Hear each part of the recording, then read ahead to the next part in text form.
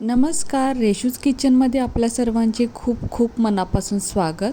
आज आपण बेसनाचं मिश्रण अप्पे पात्रामध्ये ओतून अशी एक मस्त रेसिपी बनवणार आहोत की तुम्ही एकदा खाल ना तर पावसाळा संपेपर्यंत ही रेसिपी पुन्हा पुन्हा बनवून खाल. तर चला बघूया अशी कोणती रेसिपी आहे. तर त्यासाठी सर्वात आधी इथे एक भांडं घ्यायचं व यामध्ये आता थोडं पाणी ओतायचं. तर इथे मी 1.5 ग्लास पाणी ओतलेलं आहे. यानंतर आपल्याला इथे बटाटे घ्यायचे आहेत. तर बटाटे पहा असे अर्धे अर्धे चिरून या पाण्यात टाकायचे, किंवा छोटे बटाटे असतील तर अखंड बटाटे जरी टाकले तरीही चालेल. तर इथे मी अर्धा किलोला थोडंसंच कमी म्हणजे मीडियम साईजचे 5 बटाटे घेतलेले आहेत. आता सर्व चिरून या पाण्यात टाकायचे, किंवा हे बटाटे आपण कुकरला उकडून घेतले तरीही चालेल. आता यानंतर यामध्ये थोडंसं मीठ घालायचं, म्हणजे बटाटे लवकर शिजतात व चवीला सुद्धा छान लागतात. आता यावरती झाकण ठेवूया व हे भांडं आपण गॅसवर ठेवूया. आता इकडे बटाटे शिजतायत तोपर्यंत आपण दुसरी तयारी करूया. तर मी इथे 2 वाटी चण्याचं पीठ म्हणजे बेसन पिठामध्ये 1 वाटी पाणी मिक्स केलेलं आहे आणि विस्कने किंवा काटे चमच्याने हे चांगलं यामध्ये मिक्स करून घ्यायचं, म्हणजे यामध्ये गुठळ्या होत नाही. व 2 वाटी बेसनसाठी 1 वाटी पाणी अगदी परफेक्ट प्रमाण आहे. आता हे बॅटर बाजूला ठेवूया व यानंतर गॅसवर एक कढई ठेवायची. कढई थोडी गरम झाली की यामध्ये 1 पळी म्हणजेच 1 मोठा चमचा तेल घालायचं. तर तेलाचा सुद्धा आपण इथे वापर कमीच केलेला आहे.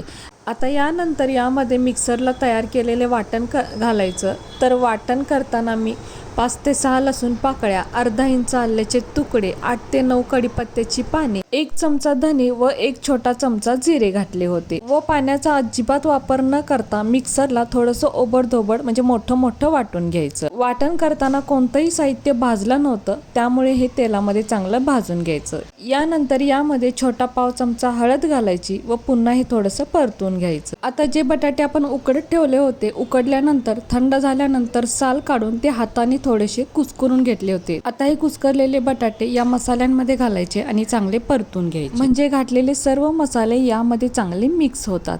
तर यामध्ये आपण कढीपत्ता वाटणामध्ये टाकलेला आहे. आपल्याला हवं असेल तर कढीपत्ता आपण तेलामध्ये सुद्धा चांगला तडतडून घेऊ शकतो, पण वाटणामध्ये टाकल्यामुळे कढीपत्ता खाल्ला जातो, आपल्या आरोग्यासाठी चांगला असतो, शिवाय रेसिपीची टेस्ट सुद्धा खूप छान होते. व वाटणामध्ये धने व जिरे नक्कीच टाकावे, त्यामुळे रेसिपी खूपच टेस्टी होते. तसेच तिखटासाठी आपण इथे 3 हिरव्या मिरच्यांचा वापर केलेला आहे. तर आपल्या तिखटाच्या अंदाजाप्रमाणे हे प्रमाण आपण कमी जास्त करू शकतो. तर आता इथे बटाटा ऑलरेडी शिजलेलाच आहे आणि वाटणसुद्धा आपण तेलामध्ये चांगलं भाजूनच घेतलेलं आहे, त्याच्यामुळे हे फक्त आपल्याला इथे चांगलं मिक्स करून घ्यायचं आहे. आता हे छान असं मिक्स झाल्यानंतर यामध्ये बारीक चिरलेली कोथिंबीर घालायची. कोथिंबीरीमुळे ह्याची टेस्ट अजून वाढते. तर कोथिंबीरसुद्धा यामध्ये चांगली मिक्स करून घ्यायची. तर यामध्ये आपण अजून मीठ नाही घातलेलं, तर चवीपुरते म्हणजे छोटा अर्धा चमचा मीठ घालायचं. तर मी इथे काळं मीठ वापरलेलं आहे. आपण नेहमीचं जेवणातलं पांढरं मीठ वापरलं तरीही चालेल. मीठ घातल्यानंतर हे पुन्हा थोडंसं परतून घ्यायचं, म्हणजे घातलेलं मीठ यामध्ये चांगलं मिक्स होतं. आता घातलेलं सर्व साहित्य चांगलं मिक्स झाल्यानंतर गॅस बंद करायचा व थंड होण्यासाठी हे असंच थोडा वेळ बाजूला ठेवून द्यायचं. तर आता हे कढई मी खाली उतरून घेतलेली आहे आणि बटाट्याची भाजी आता थंड झालेली आहे.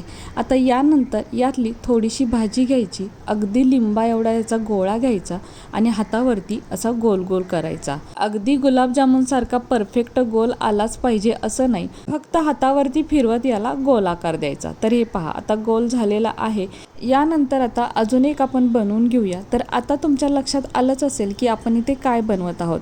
तर सध्या पावसाळ्याचे दिवस चालू झालेले आहेत आणि पावसामध्ये आपल्याला गरमागरम वडापाव खायला प्रत्येकालाच आवडतो, पण हा वडापाव मात्र थोडासा वेगळा आहे. अप्पे पात्रात बनवणार आहोत, त्यामुळे अजिबात तेलकट नाही. तर आता इथे बघू शकताय भाजीचे आपण असे छोटे छोटे गोळे बनवून घेतलेले आहेत. आता यानंतर बनवून ठेवलेलं बेसनाचं मिश्रण घ्यायचं, म्हणजे हे बॅटर.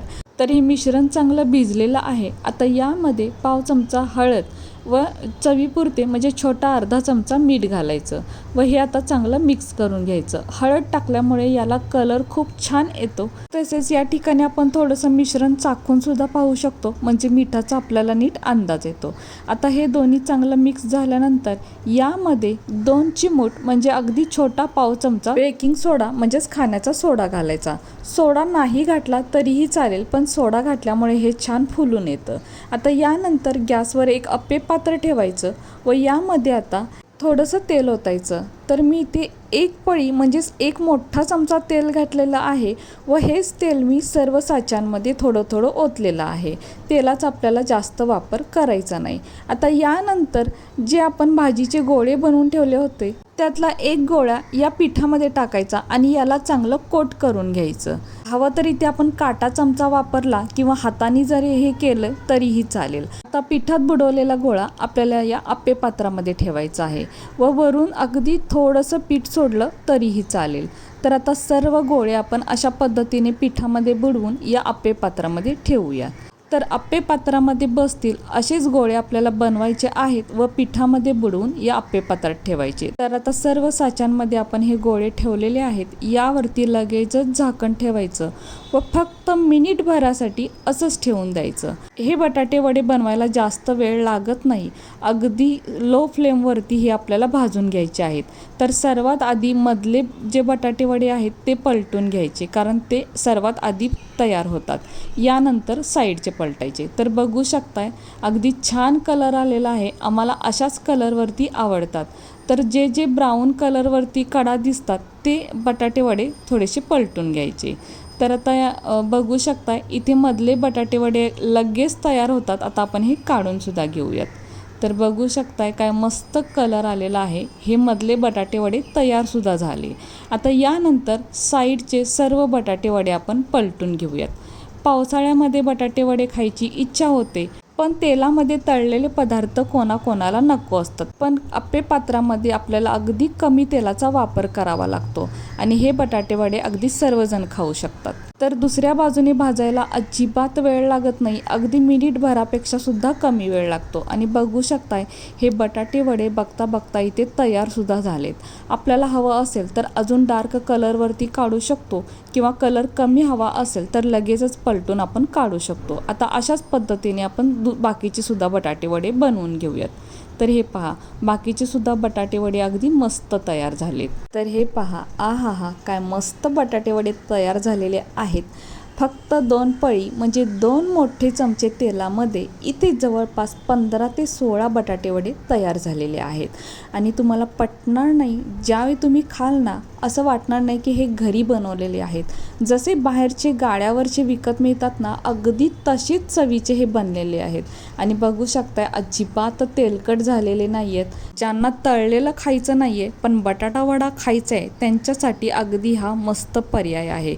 तुम्ही एकदा नक्की करून पहा, खूप सुंदर हे बटाटे वडे तयार होतात।